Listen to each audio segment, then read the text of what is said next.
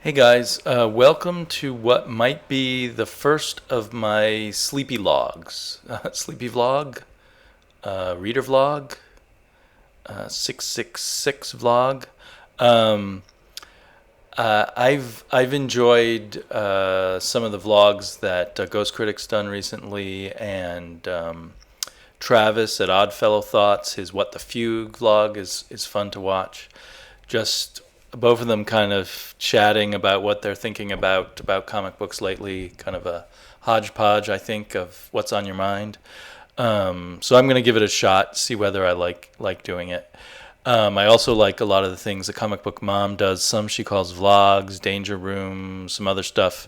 She organizes it in different ways, but it's fun to watch her talk about some of the things she thinks about with comics, with buying them and the news and comics and such. As other people have pointed out, it was the whole San Diego Comic Con and all the news coming out of there was kind of a turn off in a way. There was just too much, and it was hard to tell what was really news and what was just some hype attempt to get attention. I think maybe it's starting to. I mean, it's people have talked a lot about how it's more about movies and such, but I think maybe the focus is a little more back on comics, but it's too much at once, and it probably isn't a good way for most people to end up promoting their comics, although I guess maybe all the comic press is there. But I kind of tuned out. I mean, I normally look at CBR and a little bit at Bleeding Cool, and I just stopped look. Every time I'd look, there'd just be more and more stuff from San Diego Comic Con, and I basically tuned it out. I did pick up. I enjoyed actually a comic book mom kind of covered some highlights of it, and that was good. Maybe I'll put a link to her Danger Room report on that. The big news for me was Neil Gaiman coming back to Vertigo to do Sandman. That he's doing it with J.H. Williams is very exciting. On the other hand, he said he'd never do it again, and it's been 13 years. Will it be great, or will it be kind of eh? Well, we'll have to see. No doubt I'll buy it. In other news, or not news, other things I've been thinking about, I was listening to the iFanboy Pick of the Week podcast, which I used to listen to all the time before I discovered this community. Now it's a little less interesting. But they were talking about, at one point they were talking about Punk Rock Jesus, which I gave a rave review to. And I don't think they liked it as much as I did. But they were talking about, they were saying the art screams out to be in color. And they kind of implied that DC and Vertigo gave the artist short shrift that he was expecting to do a color magazine. If so, I feel like maybe he learned while he was doing the art that it wasn't going to be in color, because I think, to me, it doesn't scream out to be in color. I think it would have a very different effect. I think, in a way, I enjoy the art better that it's not in color. But anyhow, that's an interesting idea of what it would look like in color. Another thing I didn't mention when I gave it a review was, although it's 30 pages for $2.99, but it's not in color, instead of the usual 20 or 22 pages. But it's printed on this very rough, there's no way you're going to be able to see this, I guess, very rough, cheap feeling paper. And they suggested on iFanboy that gave it more of a punk rock feel, and you can decide what you think that's worth. I would have liked nicer paper, although if it meant less pages, I'm not sure. I'm a little worried, will this paper start yellowing like the paper of old? It certainly would rip more easily, and if it got creased, the crease would stay. So that might be an issue about buying Punk Rock Jesus. Hopefully the trade wouldn't be on such cheap-feeling paper.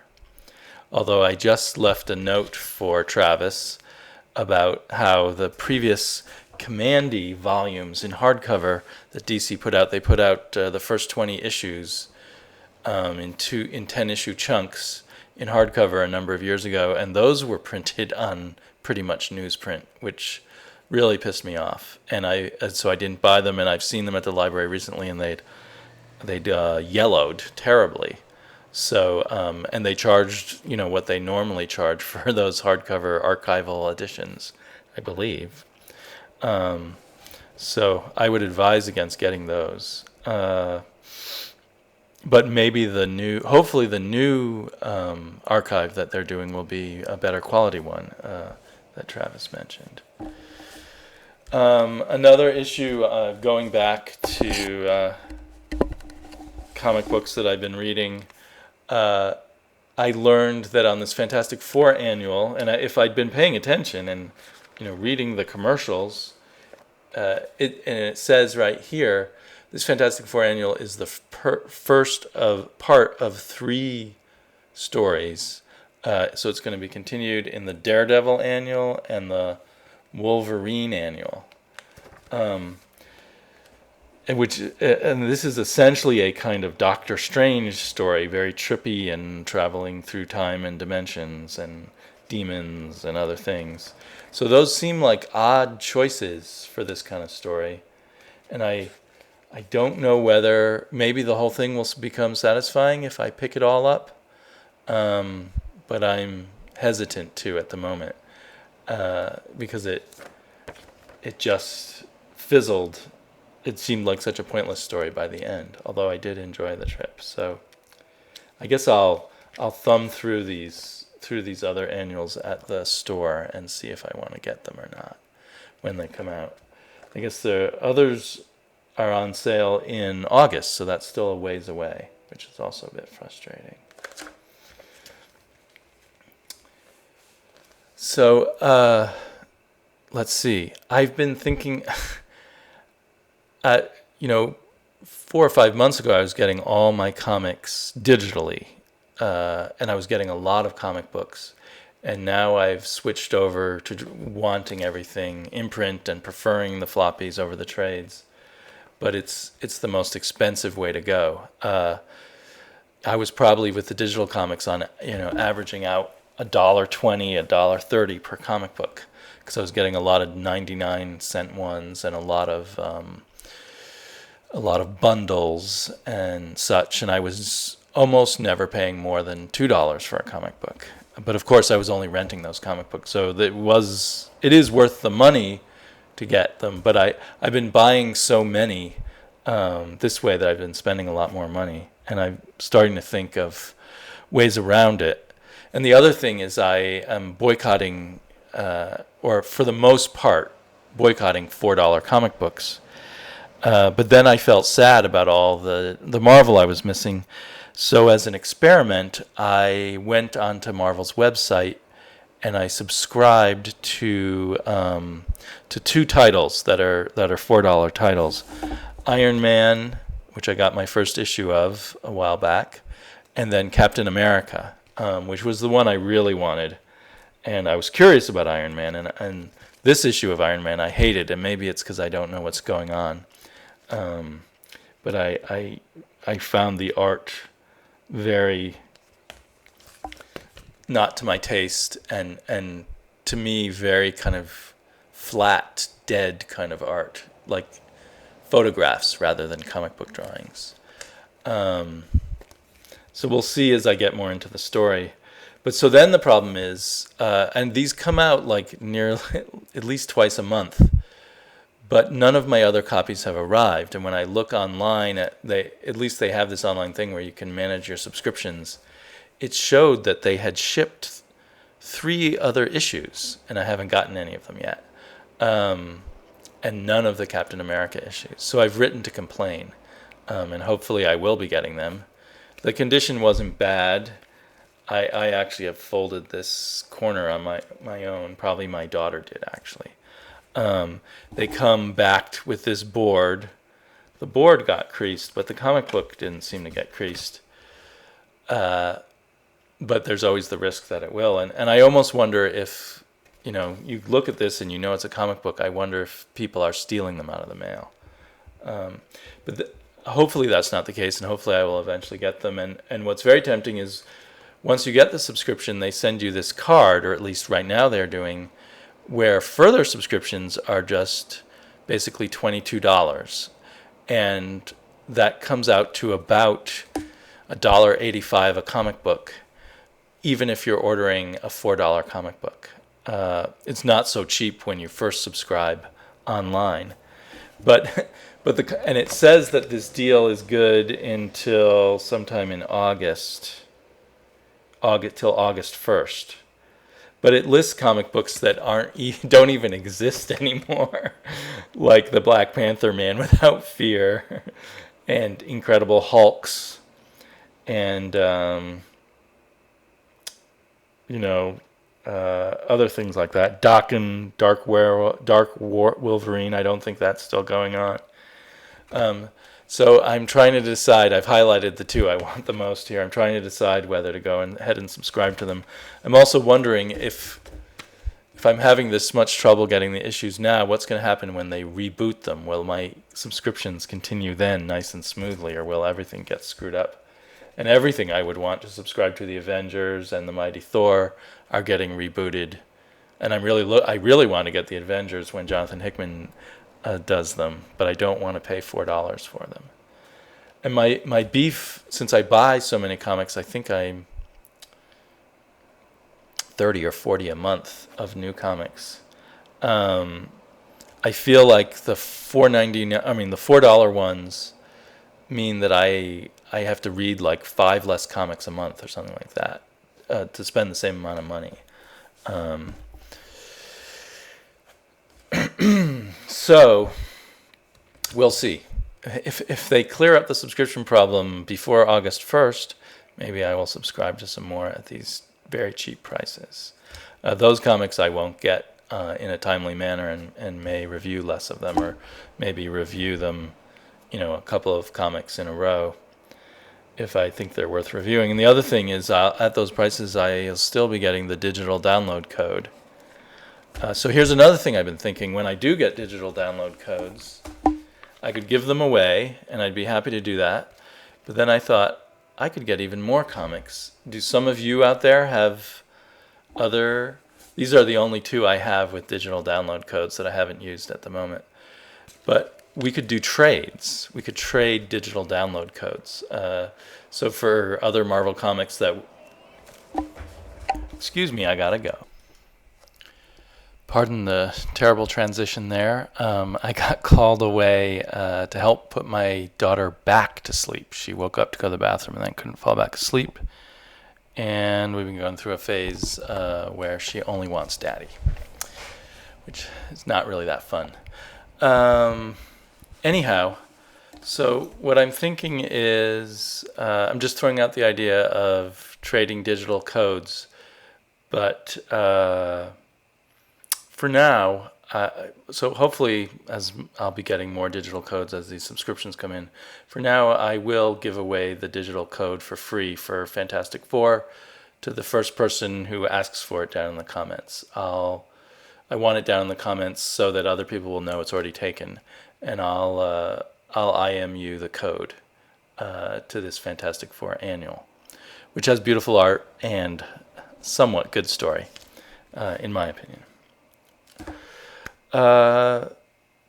So now I've really lost track of my thread. Let's see, where did everything go?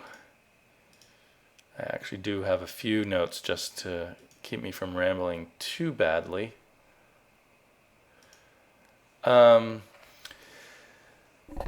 So in general, along the lines of the whole pricing thing, like I wonder how long the digital codes will last. Marvel is trying to encourage people to stick with their $4 books. So for now, they're giving them away for free in all of the $4 books. Some people are having contests or giving away year-long subscriptions to their digital codes, but will the digital codes continue for a whole 12 months? We'll have to see. It does make the $4 ones a little more tempting to me, I guess, because I do sometimes like having a digital copy. Although it would be even more fun to trade with people and have a digital copy of something I don't have. So, and another weird thing, just talking about pricing, a very just odd little note. I was in Barnes and Noble the other day looking at their comics, and those comics, even the $3.99 ones, or what are supposed to be the $2.99 ones, the versions that they sell, this is $2.99, but the versions that they sell at Barnes and Noble say $3.99 on all of them, which indicates to me that Marvel's gonna go for broke and make them all $4 soon. At least I think that's how I read that. I wonder how their Barnes and Noble sales are doing, whether that's affected it at all. Part of me thinks that they're in trouble. That, I mean, they're making more money still than DC, but I think DC's selling more comics, and they may be seeing a downward trend. And so while they're making more money now, if things keep going as they are, DC might end up making more money in the long run by sticking with the mostly cheaper issues or giving you more pages for more money. So they're pushing this digital thing, hoping that will save their higher priced comics. Can't blame them for wanting more profits, but $1 more it's like a 33% increase in the cost of a comic book for each comic book. So that's a very large price increase. So where does that leave me? We'll see. And I guess I could save some money by doing DCBS, Discount Comic Book Service. DBC, Discount Comic Books. DCBS, Discount Comic Book Service. Although if I want the comics delivered very frequently, the savings aren't quite as good.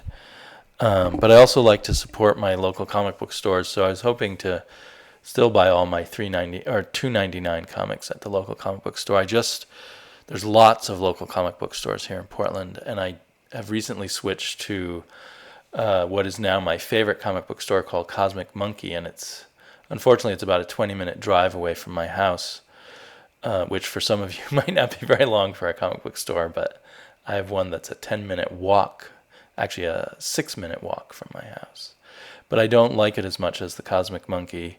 Cosmic Monkey's a pretty incredible store. It's huge. I like the people running it seem more laid back and easy to deal with. Anyway, and I went there tonight to pick up my little stack of new comics, and there I noticed this fellow with his cute little baby, must have been, less than 2 years old, I think. And then I heard him talking to the comic book store, and comic book store owner, and I recognized his voice because I've heard him talk a lot on Word Balloon podcast. It was Brian Michael Bendis. And I nearly wanted to gush some fanish thing to him, and then I thought, no, he just wants to go to his local comic book store, and I'm going to leave him alone. But it was kind of surprising to realize that I was standing right next to Brian Michael Bendis and his baby. And I wanted to see what comic books he was buying, but I didn't. Anyhow, so I think he realizes that's the best comic book store in Portland, too. I think that covers pretty much all I wanted to talk about tonight. I'm trying to think if there's anything else.